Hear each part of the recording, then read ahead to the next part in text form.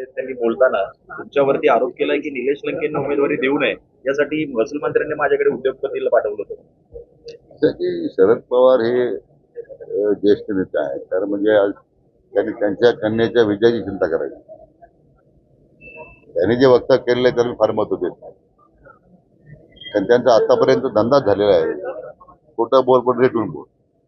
त्यामुळे मला वाटतं की त्यांच्या त्या विधानाला माझ्या दृष्टीने फार महत्व नाही.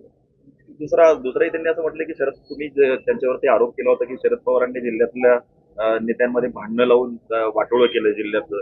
त्यावर बोलताना त्यांनी म्हटलंय की ते आता कुठे आहेत, कधी काँग्रेसमध्ये, कधी शिवसेनेत, कधी भाजपात, ते ज्यांच्यामध्ये सातत्य नाही, असं देखील तुमच्याबद्दल त्यांनी म्हटलं. पवारांचं कुठे सातत्य आहे? कधी पहाटे शपथ घ्यायला लावतात, कधी भाजपला पाठिंबा देऊन काढून घेतात. त्यांच्या धोरणात कुठे सातत्य राहिलेलं आहे? एकदा काँग्रेस पक्षाची विदेशी मुद्द्यावर फारकत घ्यायची, पुन्हा त्याच काँग्रेसच्या ज्यांच्याबद्दल फारकत घेते त्यांच्या पायाशी जाऊन बसायचं. ये वाला लेते हैं। Inverter AC. आप गैम्बलर हो ना? गैम्बलर? जुआ खेलते हो ना? तुम जुआ खेलते हो? अरे नहीं, ये तो कुछ भी बोले जा रहे हैं। इतनी महंगी और नाजुक एसी खरीद कर स्टेबलाइजर नहीं लोगे तो ये जुआ नहीं हुआ तो क्या हुआ? सिर्फ एक फ्लक्चुएशन आपके इन्वर्टर एसी के पार्ट्स को डैमेज कर सकता है। उसे वी गार्ड से सुरक्षित रखिए। V Guard, India's number 1 stabiliser. तुमच्या धोरणात कुठे सातत्य आहे? कधी आदरणीय मोदी साहेबांचं कौतुक करायचं, तुम्हाला तुमच्या सोयीप्रमाणे राजकारण करण्याची मुभा आहे, तुम्हाला तुमचं सातत्य कुठे आहे? त्यामुळे तुमच्या पक्षाची अशी अवस्था झाली ना, स्वके सोडून गेले तुम्हाला. मला वाटतं आता पवारांनी आता आत्मपरीक्षण करण्याची गरज आहे. नगरची निवडणूक महिला विरुद्ध महायुती असताना केवळ माझं नाव त्या निवडणुकीत जोडलं जाते, त्यांची विक्री करून आणि महत्व स्वतःच वाढवता येते. पवार विरुद्ध विखे अशी लढत ते दाखवली जाते. असं की जिल्ह्याच्या राजकारणामध्ये नेहमीच आदरणीय खासदार साहेब असण्यापासून सगळ्या जिल्हा एकत्रित करून त्यावेळी खासदार साहेबांना विरोध करण्याची भूमिका तेव्हापासून परंपरा पवारांनी आता कायम ठेवलेली आहे. जिल्ह्यात भांडणं आहेत, परंतु जिल्ह्याचं जे आज वाटोळ झालंय, लोक भांडणात गुंतून ठेवले, जिल्हा विकासाच्या मार्गाला जाऊ दिला नाही. आणि त्यामुळे मला वाटतं जिल्ह्याची जी अवस्था झालेली आहे, अधोगती झालेली आहे, पाण्याचा प्रश्न असेल, उद्योगाच्या क्षेत्रातील प्रगती असेल, रस्त्यांच्या बाबतीत असेल, या सगळ्यामध्ये जिल्ह्याची जी पिछाड झाली ती केवळ आणि केवळ फक्त शरद पवारांच्यामुळे झाली. मनसेने किंवा राज ठाकरेंनी महायुतीला पाठिंबा दिल्यानंतर आज बाळानांदगावकर नगरमध्ये येत आहेत आणि महायुतीचं प्रचाराच्या संदर्भात बैठक होत आहे. कसं बघताय, कसं मनसेच्या पाठिंब्याबद्दल काय वाटतं आणि काय फायदा या महायुतीला? नाही, आता राज ठाकरे हे तर राज्याचे नेते आहेत, की त्यांनी पाठिंबा महायुतीला देणं, त्यामुळे महायुतीची ताकद वाढणं हे त्याच्यातलं मोठं माझ्या दृष्टीने महत्व आहे.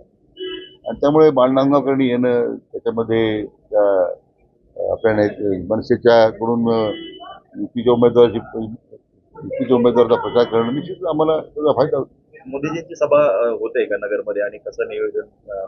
नाही, प्रदेशकडून आम्हाला सूचना आलेली आहे, अजून तारीख ठरलेली नाही आहे, पण मला वाटतं जशा नेत्यांनी सभेच्या सूचना येतील सभा होतील. कालच्या सभेत बाळासाहेब थोरातांनी सुद्धा तुमच्यावर टीकास्पद सोडले की स्वतःच्या तालुक्याच्या संस्था सांभाळता आल्या नाही, ते आता जिल्ह्याच्या राजकारणात ढवळाढवळ करतात. बाळासाहेबांचं मला आश्चर्य वाटलं की त्यांना सगळ्यात वाईट काय वाटलं, त्यांना दुःखासाठी झालं की ती संपदा पत संस्थेचे चेअरमन आहेत, ते कोणाच्या आरोपात होते, पतसंस्थेचं वाटोळ केलं त्यांनी, त्याच्या गाडीत ते राजगोज घेऊन फिरायचे, लोकांनी पाहिलेलं आहे ना. आज त्यांना जन्मठेव झाली, म्हणून मी त्यावेळी सांगितलं की ज्यांना राजेश दिला कोणाला दिला, तुम्ही संस्था बुडवणारच दिला ना. आज तुमची अमृतवाणी बँकेचे चेअरमन पंडित 134 रुपयाचा घोटाळा केला त्यांनी. तुमच्या घरातला माणूस येतो, तो जेलमध्ये आहे, आणि तुमचे लोक तर जेलमध्ये गेले सगळे. याचा एकदा मला वाटतं विचार बाळासाहेबांनी केला पाहिजे. अजून कोणाचा नंबर लागेल माहित नाही, पण मला वाटतं अतिशय द्वेषापोटी त्याने केले आरोप आहेत. माझ्याबद्दल ते काही रावसाहेब पटवर्धनचाही बोलले ते. अरे रावसाहेब पटवर्धन संस्थेमध्ये कुठला व्यवहार नाही, आणि माझी तर बाळासाहेब थोरातांचीच मी एक सदस्य समिती नेमायला तयार आहे की त्यांनी चौकशी करावी. प्रश्न कुठे? आमचं खुला किताब आहे. तुमच्यासारखे माफियांना पाठी घालून आम्ही राजकारण करत नाही. काल शरद पवार नगर दौऱ्यावर येण्यापूर्वी हिटलरच्या नावाने काही पत्रकं नगरमध्ये व्हायरल करण्यात आली. कुठेतरी मोदीची तुलना हिटलरची केली गेली. कसं पाहता या पत्रकारांकडे आणि या सगळ्या प्रकाराकडे? असं आहे की कोण पत्रक काढतं, कोणाची पत्रकबाजी झाली ती मी सांगण्याची गरज नाही. असे पत्रक काढून विश्वनेता आदरणीय मोदी साहेबांचा करिश्मा कोणी कमी करू शकणार नाही. देशाच्या ज्या ज्या योजना आपण जर पाहिल्या आतापर्यंत, जनधन योजनेपासून तर तुमच्या मंगळावर चंद्रावर यान नेण्यापर्यंत ही देशाची प्रगती झालेली आहे. 80 कोटी जनतेला, 80% जनतेला मोफत धान्य देण्यापासून तर वेगवेगळ्या योजनेतून, उज्ज्वला गॅसच्या माध्यमातून किंवा अन्य योजनेतून जे 70 वर्षात घडलं नाही ते आदरणीय मोदी साहेबांनी करून दाखवलं. मला वाटतं त्यामुळे अशा पत्रकबाजी करणाऱ्या जे कुणी असतील असे, त्यांच्या एकतर डोक्यावर परिणाम झाला असला पाहिजे, त्यांचं मानसिक संतुलन बिघडलं असं पाहिजे. मोदींचा करिश्मा आणि मोदींचं काम आज जगामध्ये त्याची मान्यता आहे. विश्वनेता म्हणून त्यांना आज गौरवण्यात आलंय. अशा भंकस पत्रकबाजीनं किंवा त्याचं महत्व काही मिळणार नाही, उलट महत्व वाढणार आहे.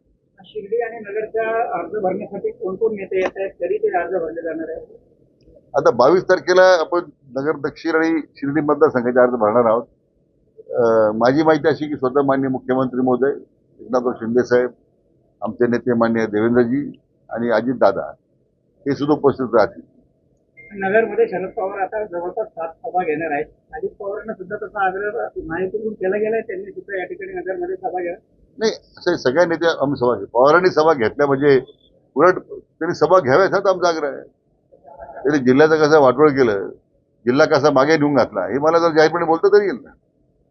आज तुमच्या राष्ट्रीय नेते तुम्ही स्वतःला म्हणता आणि फक्त 10 उमेदवार उभे करू शकला तुम्ही. मला प्रमोद महाजनांचं आठवत आहे की एकदा ते नगरच्या गांधी मैदानात अशा सभेत म्हटले होते की आता राष्ट्रीय नेते कोण आहेत? शरद पवार. तर दौरा कसा आहे?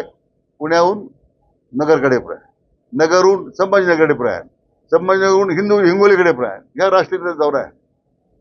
10 जागे फक्त तुम्ही उभा करू शकता आणि तुम्ही राष्ट्रीय नेते समाज स्वतःला. काँग्रेसची अवस्था आहे. स्वतःला नेते म्हणून घेणारे थोरात आज जिल्ह्यामध्ये एकही काँग्रेसची जागा उभी करू शकले नाही. तिकडे मोठं अपयश आहे. तुम्हाला काय विखेंच्यावर टीका करा, पण त्याच्यात तुमचं अपयश तुम्ही लोकांसमोर मान्य करा ना.